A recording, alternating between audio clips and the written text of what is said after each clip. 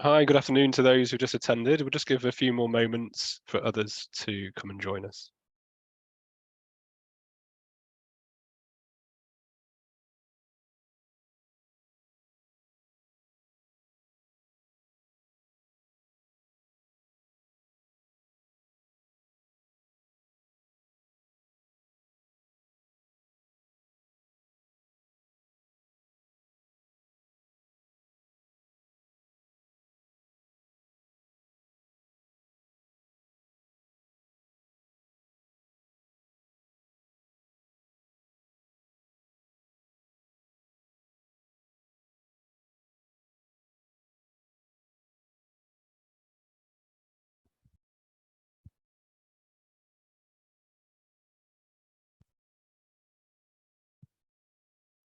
Right then, let's get things going. So good morning, everyone, and thank you for taking your time to join us today. My name is Dr. Anthony Viach, and I am the Air Quality Business Unit Manager at Bureau Veritas. Ahead of the next phase of the Medium Combustion Plant Directive regulations, today's webinar will be exploring what you need to know about changes to environmental permitting requirements. Some existing combustion plants that was previously exempt will now require a permit, and many operators of medium combustion plants that was operating before 20th of December 2018 will be affected.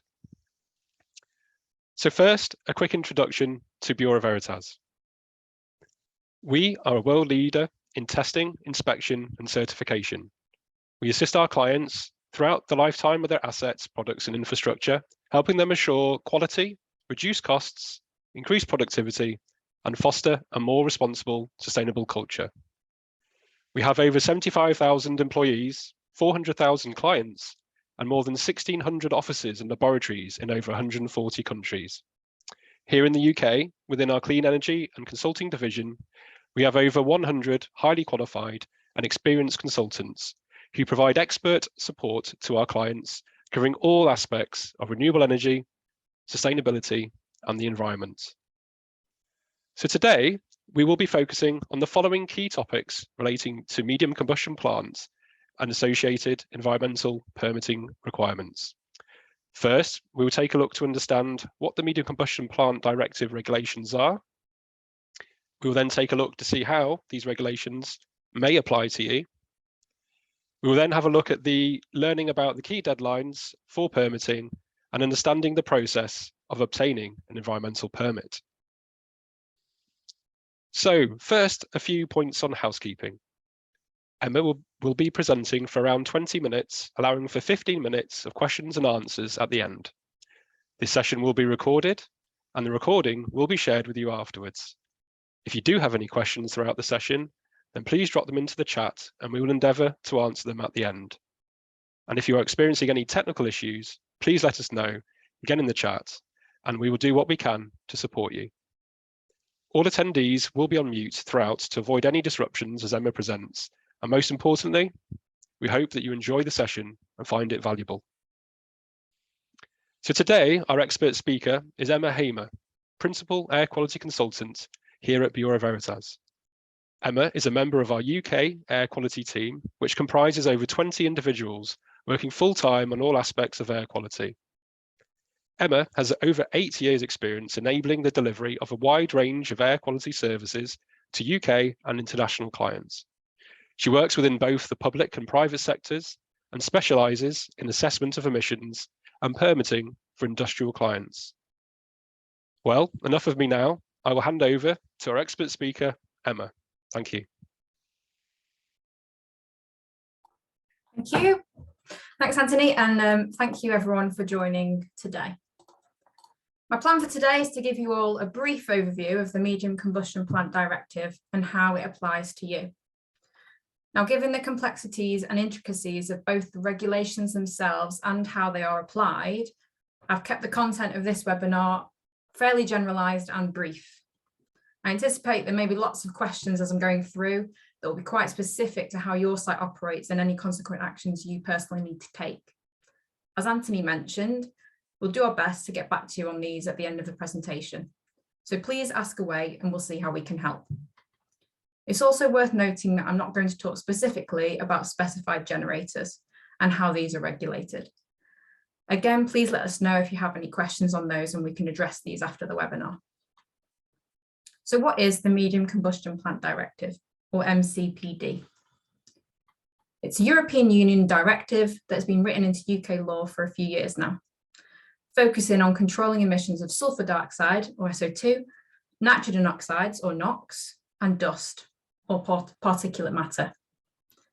These are standard emissions from the combustion of fuel, which can impact human health and the environment through poor air quality. Whilst NOx is produced from burning pretty much any fuel, including natural gas, sulfur dioxide and dust are generally derived from burning of fuels such as diesel, gas oil, and biomass, so solid and liquid fuels. Because emissions of these pollutants can be detrimental to air quality, the directive aims to reduce them by introducing regulations covering medium combustion plant.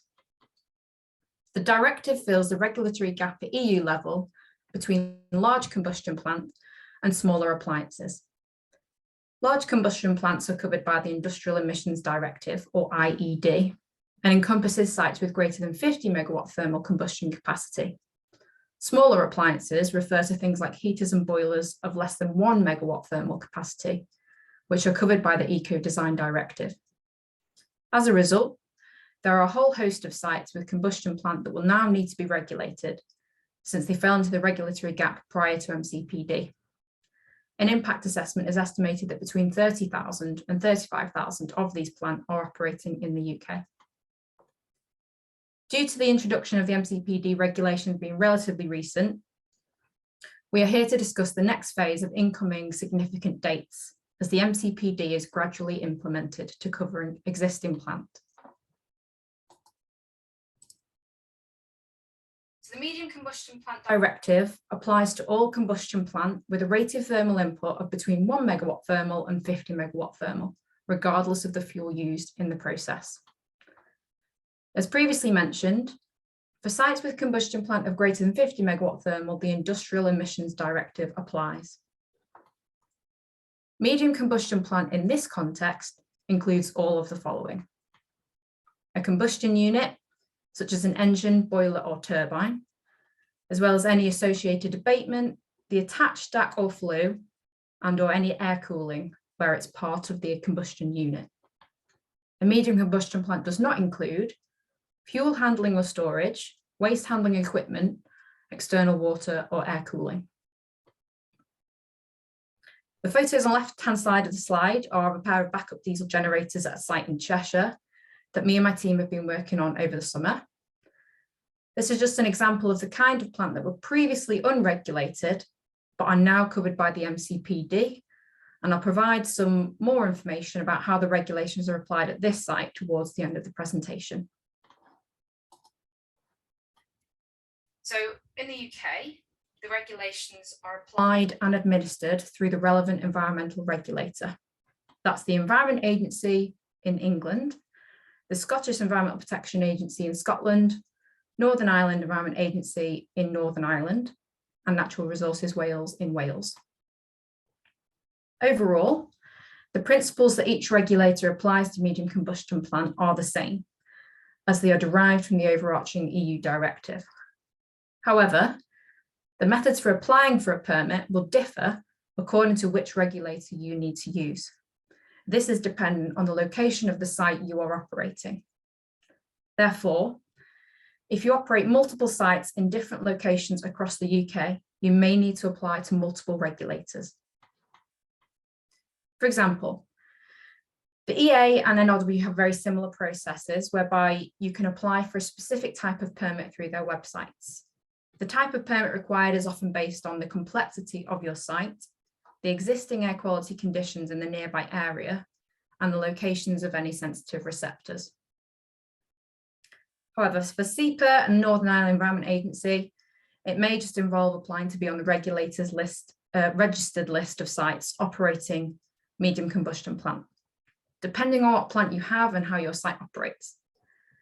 There may also take account of whether you had an air quality assessment completed at the time of submitting your planning application for the site. Regardless of the regulator though, emissions to air are the key focus. This means the regulator will need a full inventory of the medium combustion plant you operate in order to assess your requirements under MCPD. The inventory may include your plant's generating capacity, the make and model of your units, annual operating hours, the fuel used, and emissions data for the key pollutants I mentioned earlier. This information can be retrieved from your combustion unit supplier if you don't already have it. The regulators will review this information and assess it against any sensitive receptors in close proximity to your site. If you need an environmental permit, there will be a fee to submit the application. The permit will also be subject to an annual subsistence fee. These fees are defined by your regulator. The date you must have an MCPD permit in place depends on whether your plant is defined as new or existing plant. It's termed a new if it's put into operation on or after 20th of December 2018, and it's existing if it's put into operation before 20th of December 2018. In the context of MCPD, put into operation means the plant has been fired up to its full load with the fuel it's designed to use. This can be during commissioning. For new medium combustion plant, you must have a permit in place before it's commissioned. For existing medium combustion plant, the deadlines for securing permit depend on the size of your plant as follows. If it's between 5 and 50 megawatt thermal, you must have a permit in place by the 1st of January 2024. So this is the upcoming deadline which the regulators are focusing on at the moment. If it's between 1 and 5 megawatt thermal, you must have a permit in place before the 1st of January 2029. It's probably worth noting at this point that existing medium combustion plant you have can become new medium combustion plant if it's substantially refurbished. What this means is substantial refurbishment is one where costs exceed 50% of the investment cost for a new comparable medium combustion plant unit. With regards to time taken for the regulator to assess and regulate your site, this will differ depending on who you need to apply to and what type of permit you receive. Generally, it can take a few months for a regulator to review and issue your permit. So it's advisable to do this in good time prior to the deadline. In fact, regulators are starting to request that operators submit early permit applications for some sites to prevent a backlog of applications as we approach the relevant permitting deadlines. For example, this summer, the Environment Agency in England issued a briefing note stating that they are now accepting applications for what they term phase 2 and phase 3 existing plant in certain scenarios. If anyone on the call wants more detail about what these comprise, then please is requesting permit applications for existing plant between 5 and 50 megawatt thermal to be submitted by the 30th of June 2023, which doesn't give operators long to apply. I've already touched on some of these points through the presentation, but for the avoidance of doubt, here's the list of main tasks that may apply to most operators going through their permitting process. So firstly, identify if you have any medium combustion plant between 1 and 50 megawatt thermal being used on your site, and if generating capacity needs to be aggregated. Aggregated means whether they can be added together into one total rated thermal input figure. Then compile a list or inventory of the rated thermal input for these plant and their use, i.e. their purpose and their annual operating hours, and also their fuel type. Next, you want to make sure you know when your plant was first put into operation. The operator must have proof of this date, and it must be traceable to the combustion unit by a unique identifier, such as a serial number or manufacturer's nameplate. You should then identify the emission limit values your plant must meet, or whether your plant is exempt from meeting the emission limit values. New or existing plant have different emission limit values to meet. If you want to find out the ELVs that apply to your site, it's best to refer to the website of your regulator. Any exemption is generally based on the reason for operating your plant. For example, if it's to provide backup power, as well as the annual operating hours. You can then contact your regulator and begin the process of registering your plant or applying for an environmental permit. You should identify what kind of environmental permit you need, as well as any additional assessments that need to be carried out. Since the focus of the regulations is on emissions to air, you may need to carry out an air quality assessment. The next step is to apply for your permit, inclusive of all supporting evidence and assessments in good time before the relevant deadline. Finally, you must ensure that the site is equipped to operate within the anticipated conditions of the permit. For example, the regulations require that stack emissions monitoring is carried out on a periodic basis. The exact requirements will differ based on whether you have new or existing plant and what your annual operating hours are.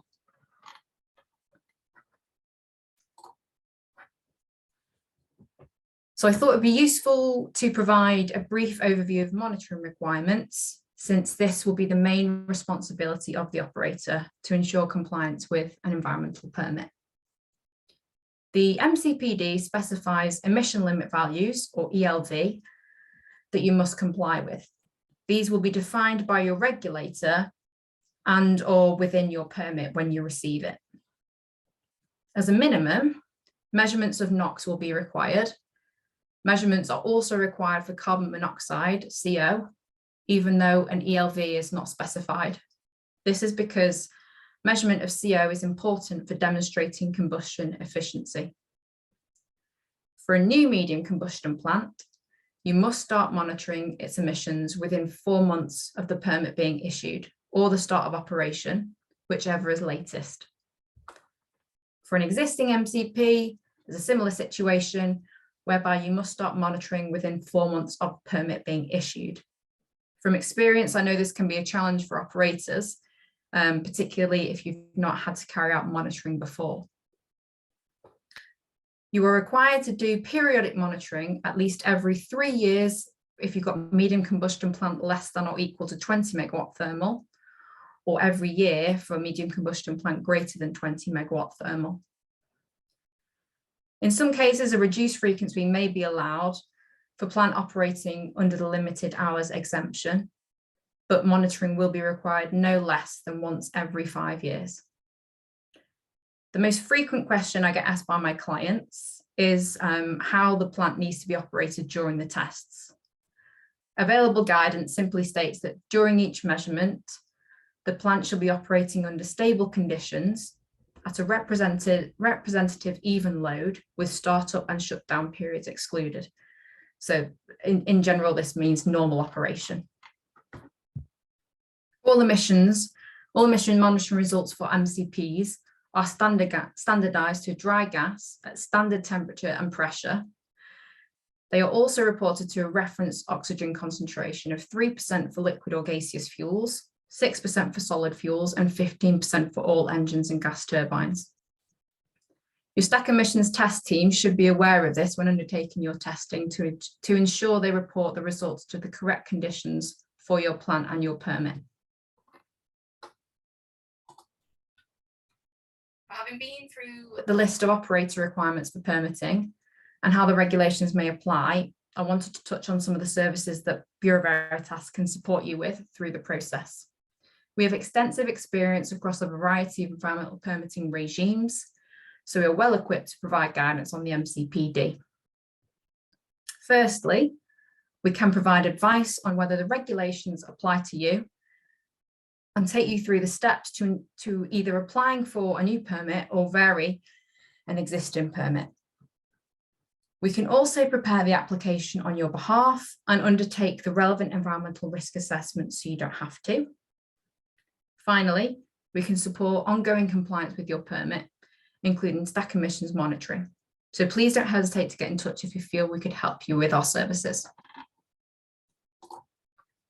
So with reference back to one of the earlier slides and the photos of the backup generators I mentioned, I thought a case study might be useful to show how the MCPD requirements are implemented in practice. Bureau Veritas is currently working with a multinational banking and finance company to assist them with their needs for environmental permitting, including for the Medium Combustion Plant Directive and the Industrial Emissions Directive, for stack emissions monitoring and air quality assessment. Bureau Veritas has been supporting our client with stack emissions monitoring for their sites where they already have a permit under rules for new medium combustion plant. From experience, the key issues we've come up against on the stack emissions side are that combustion plant don't always have sample emissions ports installed by default. This means we have needed to undertake sample port installations first so that the emissions testing can then be carried out as per the requirements within the permit. This involves finding a suitable length of ductwork and drilling a hole into the stack in order to be able to insert a sample probe at the time of testing. In addition to finding suitable ductwork for the port, it's important to consider access to the ports themselves. For example, we are currently working at a data centre site in Swindon for some stack emissions testing. They have 22 generators at the site with different specifications and access requirements.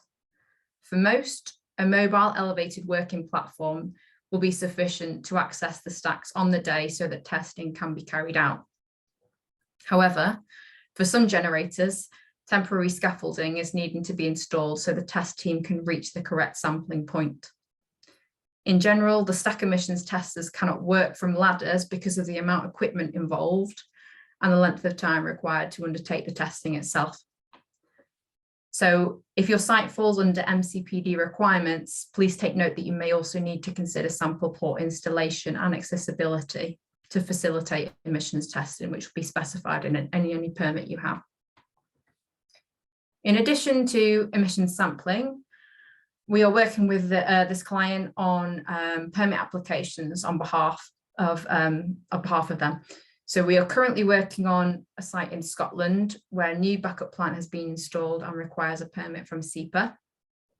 We are also working on a couple of sites in England where their plant falls into the 5 to 50 megawatt thermal bracket, thereby needing environmental permits for existing plant before 1st of January 2024. We are also undertaking an environmental permit application for one of their data centre sites, which has a series of backup diesel generators installed to ensure that power to the site is secured at all times. This site has been generating capacity exceeding 50 megawatt thermal and so falls under the Industrial Emissions Directive rather than MCPD, but it's a good example of how Bureau Veritas can support you with all your permitting needs. So to summarise the content of today's webinar on the Medium Combustion Plant Directive and consequent regulations across the UK. If you operate medium combustion plant, it's a legal requirement that you inform your regulator and obtain an environmental permit if needed. Key dates for obtaining an environmental permit for existing plant, which is where the focus of the regulators is now shifting, is tabulated below. So for plant between 5 and 50 megawatt thermal, the relevant date for registering or permitting your plant is the 1st of January 2024. For anything between 1 to 5 megawatt thermal, this date is the 1st of January 2029. And just a reminder that if you have any new plant, i.e. plant that was put into operation after December 2018, you need a permit straight away if you haven't got one already. You then have a year from the registering permitting dates to comply with your emission limit values. And finally, Bureau Veritas is equipped to assist you with through all MCPD permitting process, including reviewing your needs, undertaking environmental permit application and environmental risk assessments, as well as assisting you with future compliance. At this point, I'd like to thank you all for listening, and I'd be happy to answer some questions.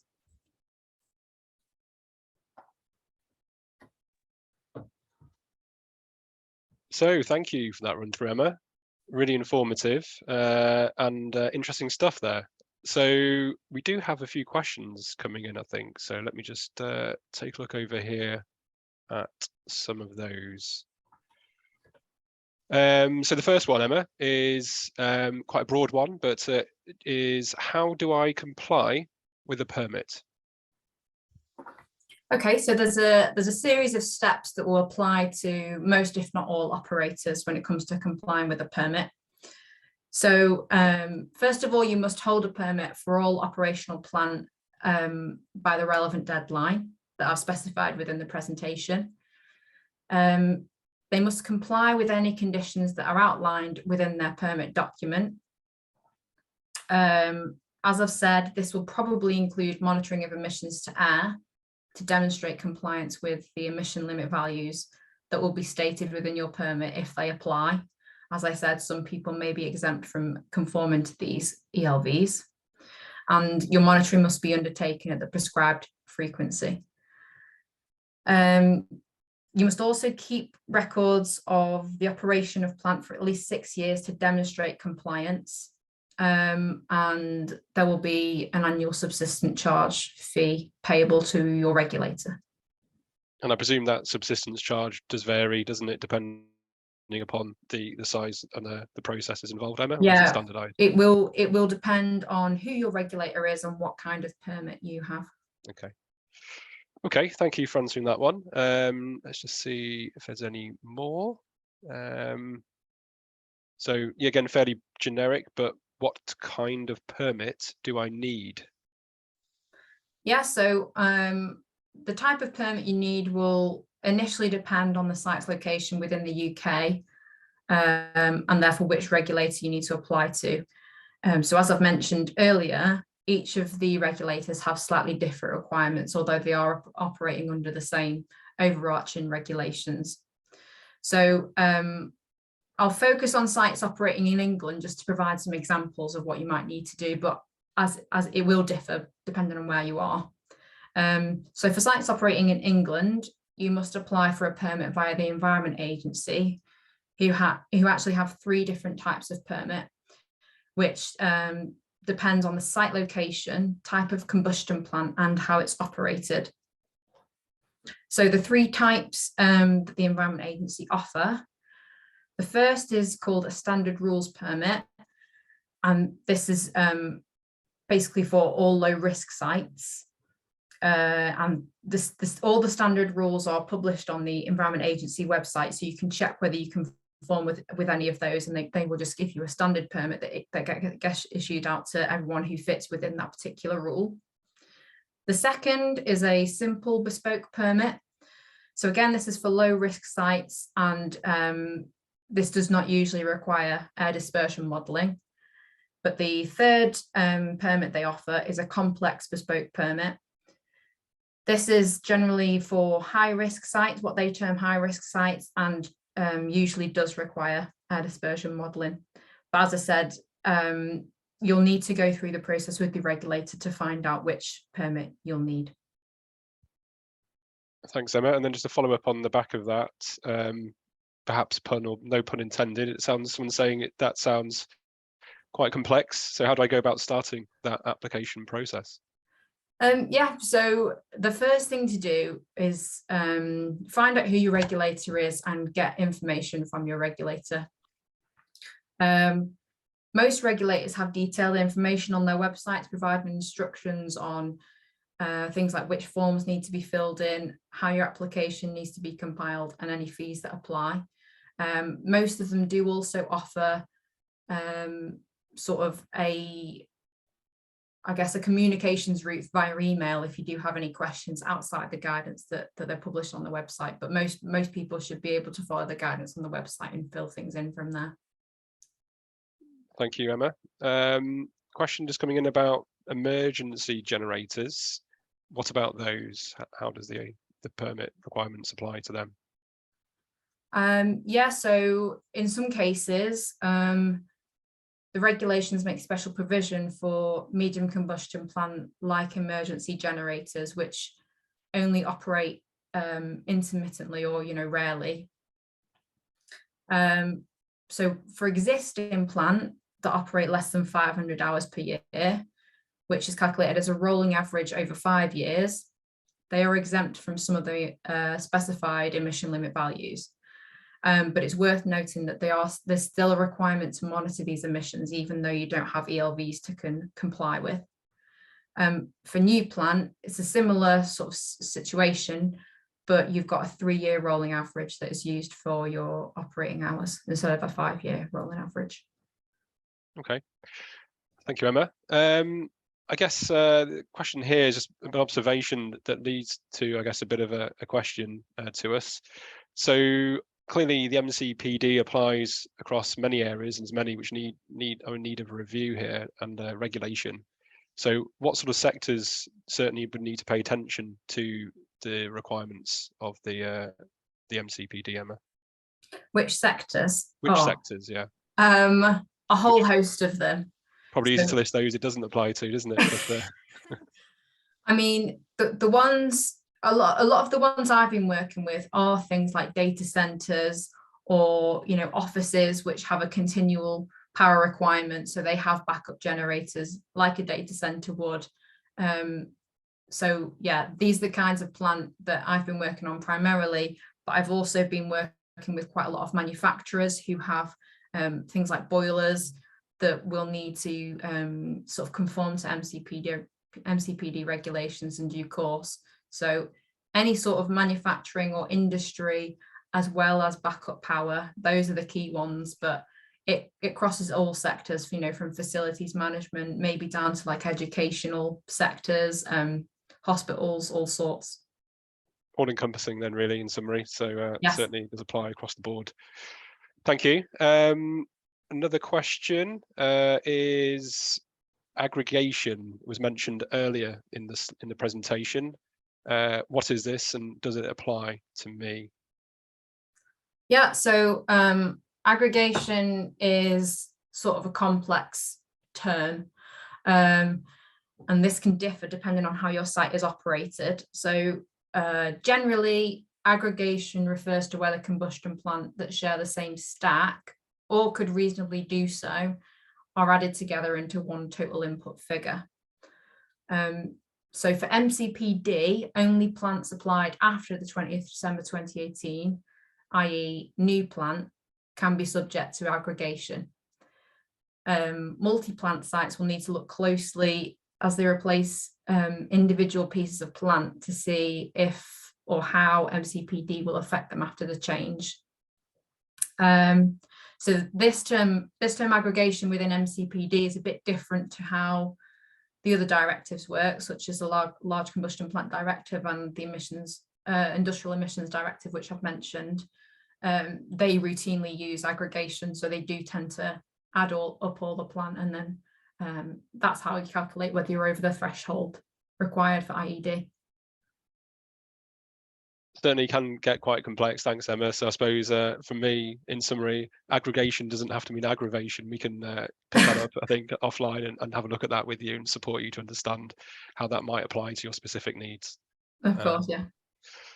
Thank you. And then the last one that's in at the moment, unless there's any further questions which come in. So somebody just inquiring about the broader environmental permitting, environmental support we can provide, not just air quality, which actually is probably quite convenient because we did tinker with the slides and at the last moment took a slide out, Emma. So we might even have a slide that covers this, I think. Yeah. So if we just get to that slide. So yeah, obviously not necessarily just related to MCPD, but also all permitting regimes. We do offer wider environmental support to help people comply within the different environmental permitting regimes. So this includes things like monitoring of air quality, dust and odour. We can assist with emissions management plans and environmental management plans. And then there are other things that may be more sort of note to people who are undertaking planning applications. So we can assist with planning applications in due diligence, lighting assessments, noise and vibration assessments.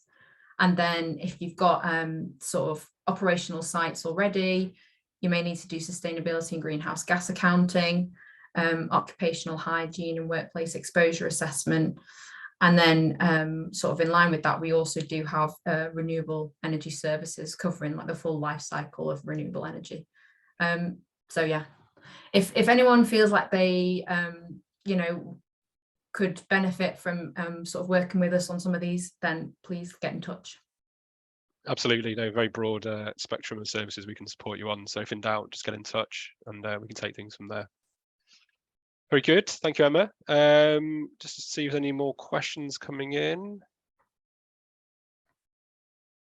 No, I think that will do then. So I'll just wrap things up. So thank you again to all for taking the time to join us today. As mentioned earlier, we will be following up this session with a recording and a summary of the questions. So if there are any further questions or specific areas where you do require support, please do follow up on the back of that and we'll get in touch, or please contact a member of our team at the email address info@bureauveritas.com. That's info@bureauveritas.com. So we hope you found this webinar useful. Enjoy the rest of your day and thank you. Take care. Goodbye.